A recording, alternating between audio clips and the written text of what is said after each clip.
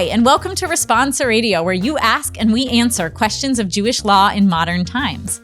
I'm Rabbi Avi Killip, Executive Vice President at Hadar, here with Rabbi Ethan Tucker, Rosh Yeshiva at Hadar, a center for Jewish learning and community building based in New York City.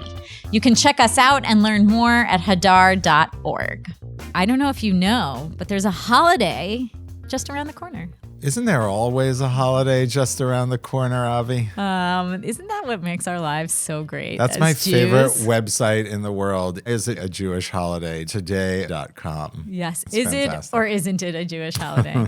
I have to say, my kids, I remember having a conversation where they sort of realized, like, wow, non-Jews don't have nearly this many holidays. And they were like, that's so sad for them. How could you live your life without there being another holiday around the corner? I think it also depends on the non-Jews and the century in which they live, to be honest. But maybe that'll come up in this Interesting. discussion. A little teaser. The holiday that I'm talking about for you listeners at home is the holiday of Shavuot. And we actually have two questions that were sent in about Shavuot. And I thought we would combine them into one episode and do a little Shavuot episode. That's great. Okay, so here's our two questions. And I'll just say it's not clear to me that they have anything in common other than that they are about this holiday. Yeah. Question number one. Can we have flowers in Shul for Shavuot? When does this tradition even come from? And what is the controversy around it? Okay. So for those listeners who didn't even know that flowers in Shul was a thing, you now already know that there's controversy around it. That would be a really interesting question. And the second question is about Tikkun Leil Shavuot, this tradition of staying up all night to study Torah on the evening before the first morning of Shavuot. The question is, Tikkun Leil Shavuot, where does it come from? And is there any halachic obligation around it? Is there liturgy that should be said? If I go, this is a big if, this person doesn't seem into it.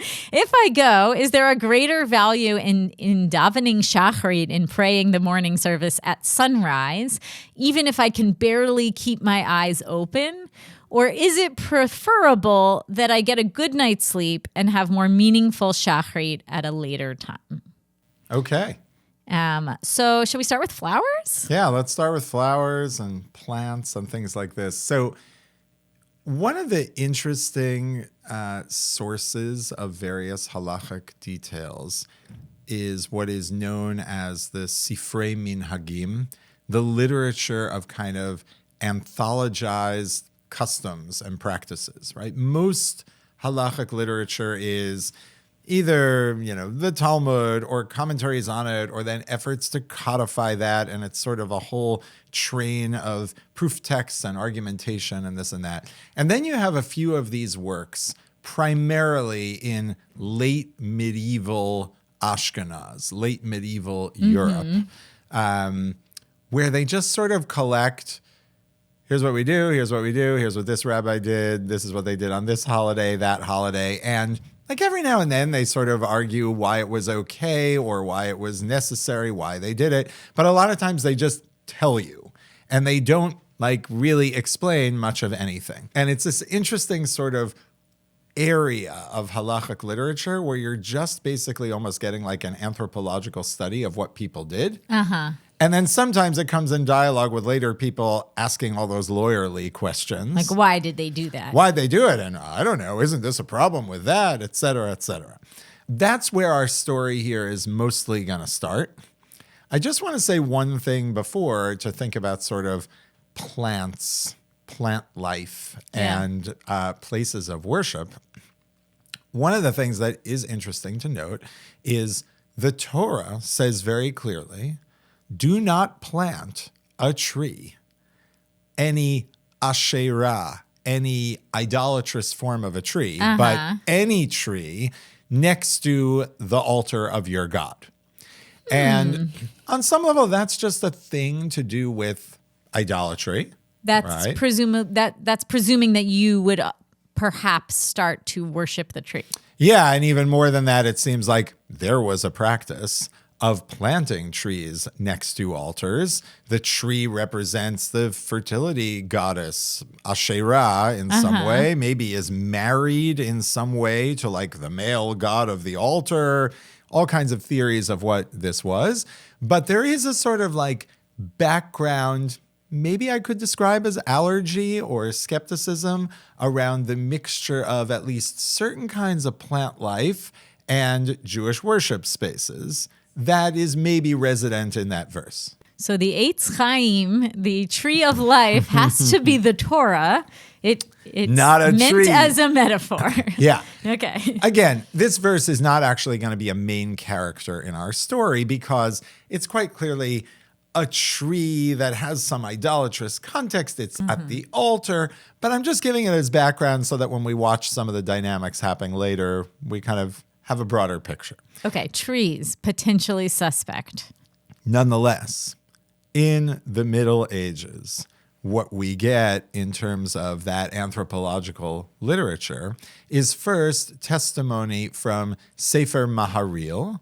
The Maharil is a 14th century German Jewish figure, and it's reported in that book. It is the practice to spread out on the floor of the Beit Knesset, on the floor of the synagogue, fragrant grasses, and Shoshanim seems to be roses in this context, as part of the celebration of the festival of Shavuot. And the practice here that we're told about the Maharil is, so when Shavuot would fall on Sunday, which it sometimes does, the Maharil would spread out those grasses before Shabbat on Friday afternoon. Now, this is already hinting at one of the halachic concerns that might come up here, which is the handling of grasses and those kinds of items on a Yom Tov or on a sacred day. Because in general, if we think about the laws of muktzah, things that basically you don't touch on Shabbat, one of the major categories of, or Yom Tov, one of the major categories of that are things that, are sort of natural material. Like you find, I mean, kids do this all the time, but like in theory, when a child gets old enough, you should tell them if they like find a pine cone on the ground on Shabbat, we don't pick that up on Shabbat. It's part of God's world. We let it be, etc. And that's true with lots of plant life. So it's hard to know exactly what's going on here, but it seems the normal practice that the Maharil would do was not to bring this stuff out on Shavuot itself, but to make sure that you would have it there like before Shavuot, like on Erev Shavuot, when it isn't yet Yom Tov, bring it in, lay it out. But you can't do that when it falls out on Shabbat, both potentially because of a muktzah, not touching it concern, but also you shouldn't be preparing for Shavuot on Shabbat. So he would just move it back to Friday. Okay.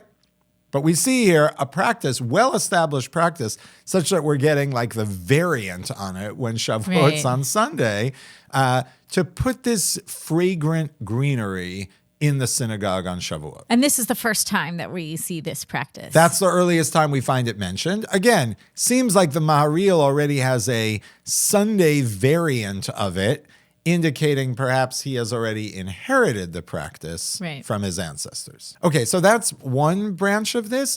There's another testimony from a work called the Leket Yosher, who is the student of the Trumat Hadeshen, Rav Yisrael Isserlein, a little bit later in time, but same sort of basic region and time in history.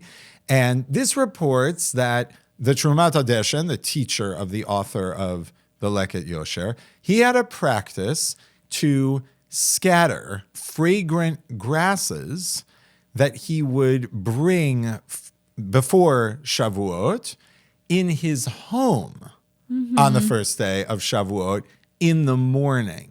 So here it's actually interesting. He doesn't do this before Shavuot. He gathers the stuff before Shavuot, but then does the act of scattering on the morning of Yom Tov itself. So here, he clearly is saying there's no issue of muktzah or handling it. And the justification for that would be things that are fragrant, which again is the emphasis here. You are allowed, that's like spices, which you're allowed to handle on Yom Tov. That seems fine. But the different component here is not in the synagogue, but in a private home. Well, the image sort of reminds me a little bit of the lulav, right? Meaning that's a piece of plant that we're allowed to have on Yom Tov. Correct. So that's because on some level it has a specific mitzvah function and it's commanded by the Torah. Here you have a question of, well, who started doing this and why? Yeah. And why is it justified? Again, the fragrance piece may actually be part of dealing with the concern of, well, I can't just take regular grass, but if it's fragrant, I can put it under the bisamim category. But remember, all we have here is a statement in the second text that it was his practice to do this, the Trumat Adeshen, and in the first text that it was l'simchat haregel, for the joyful atmosphere of the holiday. So it seems like, I don't know, if you didn't have any other further evidence, you would probably just say, why are they doing this? Well, if you live in Europe, May and June is when everything gets super green and the flowers start to come out and it's a beautiful time. And just out of an instinct, how could we make this late spring, early summer festival beautiful? People are like, let's decorate it with vegetation. It seems like it's no more and no less than that. The Ramah, Rav Moshe Isserlis, when now we could say codifying, in other words, these practices and sort of bringing them in his larger code of Jewish law, his glosses on the Shulchan Aruch, but he's now in 16th century Poland. So he describes this as a practice that has continued. He says, it is the practice to spread out grasses on Shavuot, and now he conjoins the two in the synagogue and in the home. Okay, Zecher l'simchat matan Torah, as a memorial to the joy of the giving of the Torah. Now that word zecher is a key turn, because the earlier sources don't have any indication of a zecher, of a memorial. They're just like, we do this to have a great time, to decorate in the spirit of the season. The Ramah is imagining that this is some kind of experiential callback to the narrative of the giving of the Torah. Yeah. Okay. At that point, it's like, well, what is that? I'll add further, there then is sort of another layer that gets added on to this. The Magen Avraham, one of the commentators on the Shulchan Aruch, says, yeah, it's our practice not only to do grasses, but also trees. Like they would actually bring in plants, okay? This starts to get to maybe like the plant near the altar. I don't know, but the Beit Knesset is now full of vegetation. The Levush says, well, if you pay attention to the narrative there, it says that the cattle are not allowed to graze on the mountain while God is coming down. That shows you there was what to graze. And therefore, it was a green pasture land. And we are kind of recreating the scene of Har Sinai as green pasture land. Cool. That's also nice try, good attempt. Like, it's a little weird. There's a million things you could sort of call back. Right. I think I might have gone for like, it was Nissan in springtime. That might have been an easier something, right? But it's Sivan and this and that. So it's like, right, figuring out what's the scene. Why wouldn't we bring it in Pesach? There's a lot of questions of how you could play this out. Other people try to say, no, focus on the further extension of this minhag to bring in the trees. This is a bikurim recreation ritual. Since Shavuot is a time when you would bring the first fruits, you are focusing on just sort of the agricultural milieu. Yeah, that one sounds good to me. Yeah, all of these seem like they're maybe decent. Here's a really intense one, if you're ready for it. So they're, in general, both in Judaism and in Christianity, anyone reading the Bible, there's a kind of need to process what happens in the wake of the first humans sinning and being thrown out of the garden, and there's clearly kind of like a downgrading of their status, their place in the world. That may be the moment where they become mortal. How do we think, like, do they ever get out of that? Is there a way they ever recover from that? Christian answers to these obviously focus on a messianic rupture in history that then allows you to be redeemed. But the traditional Jewish response to that is that the antidote, as it were, to the first sin is the reception of the Torah. Mm-hmm. That's when we're kind of rehabilitated. We're given the antidote to that initial poison foisted upon us by the snake. So we get the garden back? So the Eitz Hada'at, that tree, is sort of undone or reversed by Matan Torah, i.e. Shavuot. Mm-hmm. And when we bring trees and plants back in, we're marking that reversal of our fortunes. I mean, that's pretty awesome, right? It's like Shavuot then becomes part of the quest to re-find Eden, right? Mm-hmm. It's maybe a high bar for how you experience Chag, but a really cool thing to aim for. Yeah, and that's sort of how you're decorating the Shul. So I will say, I find all of these interesting, inspiring, beautiful in different ways. This is just sort of maybe more the historically inclined skeptic in me. I find it very hard for me to imagine any of these is really the origin of the practice. These feel like meanings that are being grafted onto an existing practice.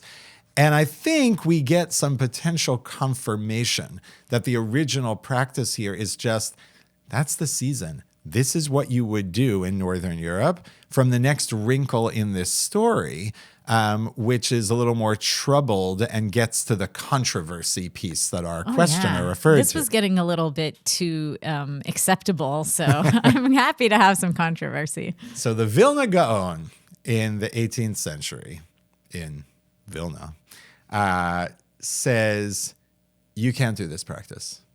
You have to shut this down, even though this has been going on for 400 years, right? And he's like aware, at least 400 years, right? It's an old European Jewish practice. Wow. He says, you got to stop it. Why? He's like, can you look over there down the block to the church? And you will see they do the same thing. And once you see that basically this is also a non-Jewish and potentially like idolatrous practice, if the Vilna Gaon assumes that Christianity falls in that category, obviously a whole big question on its own. This is basically aping a non-Jewish practice in a way that is not appropriate, okay, for us to do.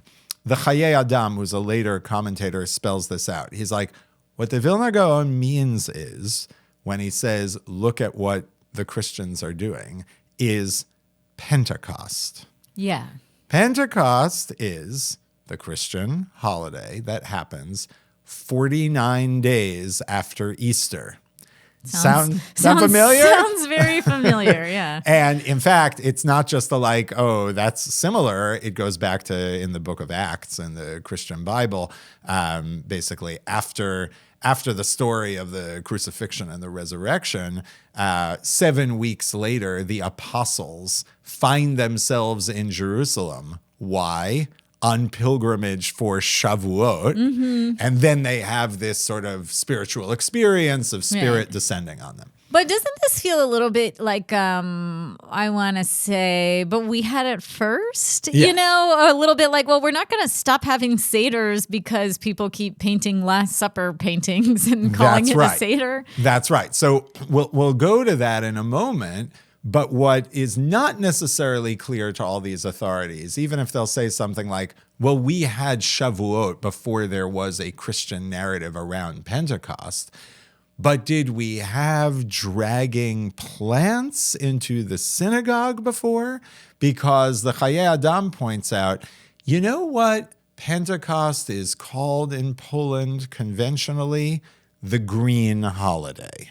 That's literally what it's called. And in fact, and you can actually go online and find pictures of this from certain churches, including Eastern churches, images of the church decked out with greenery all over the floor and red flowers in various places as part of the celebration. So this is like, well, we had Hanukkah, but we didn't have Hanukkah bushes, that kind of thing. Like he's saying, yeah, but they're Christmas trees.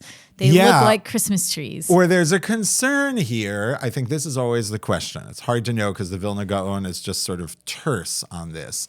Is the claim, well, this adornment of the synagogue, as it were, actually this you're ripping off from a Christian church practice around Pentecost?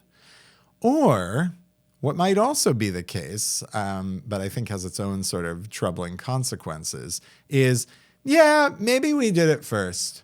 But to be honest, this is not core enough to how we think about Shavuot. We don't think of Shavuot as like, we must have plants in the synagogue. That was something we did. That if it gets to a point where it is so associated with Christian practice and it will seem like we're imitating the Gentiles, we have to back off it. Now, I'll just offer a comment here. We can get to some of the workarounds on it, but what always makes me kind of sad about these sorts of narratives is not just the element which I feel of, well, I don't know, that seems like it was a really beautiful practice. It would be a shame to lose it. But this is sort of like the tax of being a minority. You're there. You might be doing the same practice that other people are, but because you are on edge about preserving your distinctiveness and surviving and not assimilating in, suddenly all kinds of things you might have just done organically as part of your religious expression get tied up in identity politics. And even if I can actually sympathize on a policy level, in certain contexts you might convince me, yeah, that's actually going to lead to assimilationist tendencies that are going to be bad. There's something just so awful about having to have that consideration. And every now and then I think with some of this data, you stop and confront, yep, this is the price of being a minority in someone else's culture. The churches are not thinking for 1 second about the fact that the synagogues are having some greenery in them. It's not a reciprocal concern. And so it's just, I think, worth stopping and noting there's something a little sad about that dynamic. And then, of course, what does the context change to be? So, the sort of final chapter in this story is there are people who sort of stick with the Vilna Gaon and say, that's interesting. There was once this practice earlier, but it became something we thought was assimilationist. We don't do that anymore. And communities that'll really hold a line of, no, you should not bring plants into the synagogue on Shavuot, full stop. And that's still the case, that there are shuls that they would walk in and someone would say, ugh, they're not supposed to be doing this. That's right, 100%. And certainly synagogues where they would say, we don't do that, and that's because it's our tradition not to do it. You have many other folks and authorities who are attached to this and think it's beautiful and don't want to let it go. And then it's interesting to see, well, what are the different pathways of making sense of that? So one is what you said, which is to say, I'm sorry, we have a record of this back in the Ma'aril. It seems very old. There's no reason we have to back off it if other people later on do this practice or we're adjacent to them. So therefore, it doesn't matter. It's totally fine. A different angle on saying that, which I think is equally interesting, is essentially no one really observes Pentecost anymore where I live. I was going to say that. So Christmas has better marketing. Part of the thing I think is so interesting about this question and this part of the episode is we think of Shavuot as all right, the calendar's clear for that one, right? In other words, with Pesach, you're well, you're kind of going up against Easter. With Hanukkah, you're going up against Christmas. Shavuot, you're I'm in the clear. No one else has a holiday right now.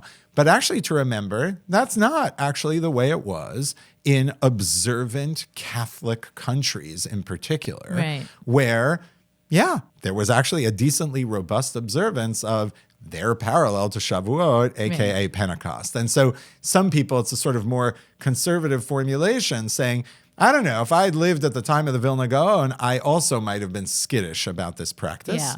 But today, I'm just telling you, no one does that. Right. So that's, I think, that story, and it both gives some background to the questioner of where does this come from? Why does it have some controversy? How might you nonetheless persist? And a reminder of how Jewish practices sometimes originate. Again, my money is on this just originates in the ecological context, as you were, of Europe. The reason both Christians and Jews are doing this at their late spring holiday is because these are the plants that they live around. Right. But depending on the balance of cultural and religious forces, the practice can start to have different kinds of meanings. Yeah, I think also there's some element of this which feels like it's bringing the Shavuot retreat into Shul. It's like, okay, well, we can't all go to camp, but we can bring camp into the Shul. And there is something about changing the smell, changing the sight of where we are, situating us in our surroundings.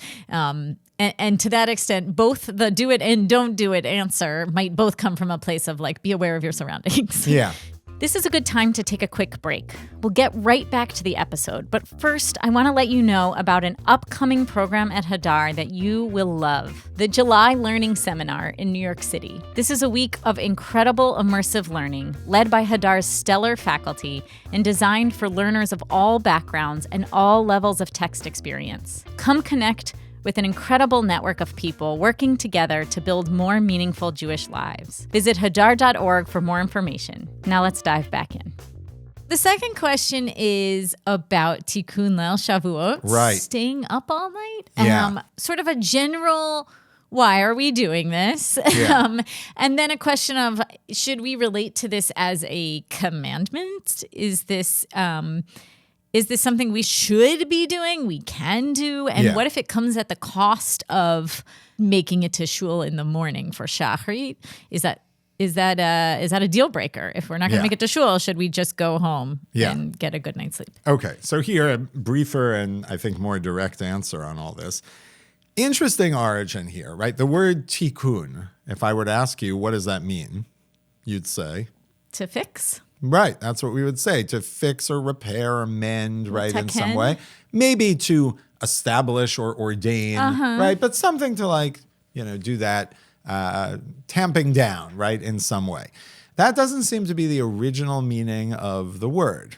When it appears initially in the Zohar, Kabbalistic sources, it seems like it's used in the sense more from the Aramaic root, to adorn, okay? Like with flowers? Like maybe with flowers. Here maybe we link to adorn a bride before entering into the wedding count. There is strong wedding imagery around Shavuot, sometimes played out as it's kind of God's marriage to Israel, but then also through the dimension of Israel's marriage to the Torah, right? This is actually the moment when the betrothal, the linking up between the body of Israel and the body of the Torah happen.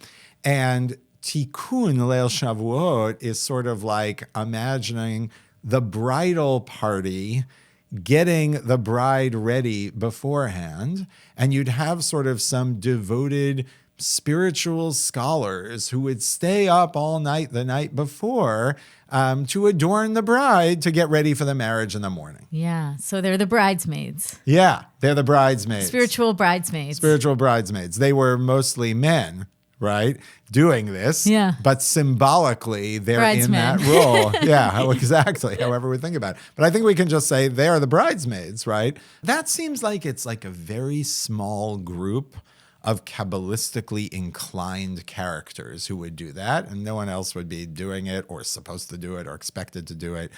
There's a few strangely spiritual people, right, who engage in this practice. So the next move on this is the Magen Avraham in 17th century Poland. He reports there being a practice, seems like it's still among scholars, but it now doesn't have the same Kabbalistic valence, that they had a practice to stay up and learn all night. He doesn't really call it a tikkun. Okay, it just says there's a practice of staying up and learning all night.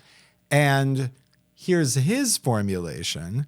This corresponds to another midrash about Shavuot and something that didn't go exactly as planned in the original scene. So there's a verse in describing the meeting of God and Yisrael at Sinai, which says the following: Moshe brought the people out to meet God. Why doesn't it say Vayetze ha'am likrat ha'elokim? Why doesn't it just say the people went out to meet God? Moshe dragged them kicking and screaming. Sounds like he drags them. And in this version of the Midrash, it's not kicking and screaming. It's groggy and half asleep. They slept through their appointed time, and actually amazingly plays with the fact of, why are there all these trumpets at the moment of revelation? To wake the people up. It's not a spiritual wake up. It's an actual wake up. It's a harsh alarm clock. They barely getting out of bed. Moshe's running around. Guys, it's now, dragging them out of bed. And so then the notion of staying up all night and then davening at dawn is, we're not going to let that happen again. We're not going to sleep through it.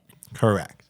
Now, it's a small step from there for someone to say, wait a minute, but the word tikkun in Hebrew means to fix something. So, this is the tikkun, this is the fixing, the repair of our initial error that we made at an earlier point in time. I think what seems to actually happen here is you have an initial practice for a small spiritual elite to do this adornment ritual, and we'll get to some of what they would do in a second. That spreads a little more to like scholars who find this sort of interesting to stay up all night, but they're not actually thinking of it through that Kabbalistic lens only. There's this sort of midrashic take of, we're fixing what happened before. And then the language of tikkun ends up sort of morphing to cover the second meaning in addition to the first. It's interesting that you're saying that the repair language is not the Kabbalistic one, because that feels intuitively Kabbalistic to me, right? To say like, there was some spiritual rupture. There's some way that we let God down, or we let Torah down at the wedding, and now that we're renewing our vows, we're like, but I'll get it right the next time around. Yes.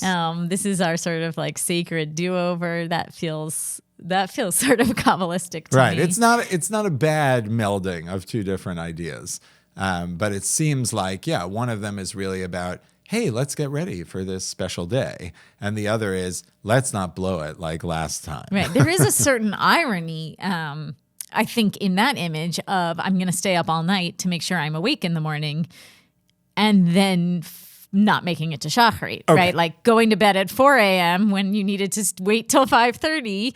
That does feel a little bit like, if I had an important test in the morning, I would not try to stay up all night. That's right. In order to make it there. That's right. So here, I think this is where we have to sort of close the final two loops. So first of all, the other thing that develops with this practice, in addition to it growing in popularity, right, is that originally it has a liturgy to it.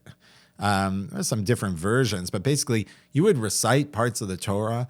You would, in one of the practices, you recite the first and last line of every tractate in the Mishnah, right? That are basically like a kind of, rigid liturgy that's symbolically capturing some sort of canon. Over time, it becomes a thing of someone will give a shiur, more and more people will learn. And so I would say as part of that expansion, then people are like, well, do I have to say something, right? The questioner is like, is there something I'm supposed to learn? There are things that remain conventionally popular or popular to recommend, like the Tractate of Bikurim, which is about Shavuot, or things that are really on theme of the holiday. But really, I would emphasize, and this will lead us to the timing of our day portion as well, no, the whole thing here is not an obligation, right? The origins of this practice are a small spiritual elite that did it, the Magen Avraham saying people have this practice in order to evoke this midrash. So I think the discourse of what am I obligated to do around this, that's all in the wrong place. This was something meant to be, first for a small group and now for a larger group, a spiritual enhancement. Now, here's where we get to, yes, at what point do spiritual enhancements sort of get out of whack with the larger framework of what's going on? I have a value and a practice. I'm in the community where we go to Shul on the morning of Yom Tov. How do I weigh this against it? Here I'll give an unequivocal answer, like, going to Shul is more important. Being there for the live reenactment reading of the Aseret HaDibrot, that is more important. Of the 10 Commandments, yeah. Exactly. That is more important. That is the core ritual. Here's why I think actually it's helpful to go back to that notion of the tikkun should be an adornment, right? That is to say... Meaning, don't go to the bachelor party and sleep through the wedding. Perfect. Exactly. Perfectly put, right? The main event is what's coming up in the morning. And in that sense, to the extent that's a choice, you got to just make that choice and prioritize it. A lot of communities, they'll do this. So it'll be like, great, there's a session at 10 and one at 11. Then you go home at midnight, you get a little less sleep. Right. But I don't think it's a good outcome to stay up till 3:30 and then collapse and sleep until 1 in the afternoon. Right. There's also many communities that will do sort of the early shachrit, that's at 5:30, so those people can go to bed, and then a more normal 9 o'clock. Yes. And I would certainly, for anyone who's in a community organizing role, I would definitely encourage you, unless you are very clear that everyone in your community can and will stay up all night till 5 a.m., you should have a 9 a.m. davening. Yeah. Like that should exist, even if it's only for a smaller number of people. The questioner, I think, gets to what is sometimes the more delicate trade-off, which is, look, I could push myself to stay up to that sunrise service, but I'm going to be bleary-eyed and not focused and not really having the kind of kavanah and intention and focus I want to have around prayer. Or I could go to sleep and basically have a normal functioning experience.